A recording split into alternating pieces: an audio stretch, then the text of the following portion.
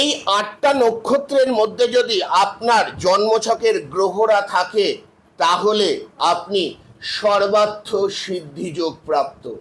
ভগবানের অসীম অশেষ কৃপা আছে আপনার ওপর। এই ৮টা নক্ষত্রে যদি আপনার জন্মছকে গ্রহ থাকে তাহলে আপনি সব দিক থেকে সফলতা পাবেনই পাবেন। আপনি হবেন ধনশালী, আপনি হবেন শত্রু বিজয়ী, আপনি হবেন সর্বজ্ঞানী। আপনি মিলিয়ে নিন নক্ষত্রগুলো কি কি। ১ নম্বর হস্তা, ২ নম্বর মূলা, ৩ নম্বর শ্রবণা, ৪ নম্বর পুষ্যা, ৫ নম্বর অশ্বিনী, ৬ নম্বর উত্তর ফাল্গুনী, ৭ নম্বর উত্তরাষাঢ়া এবং ৮ নম্বর উত্তর ভাদ্রপদ।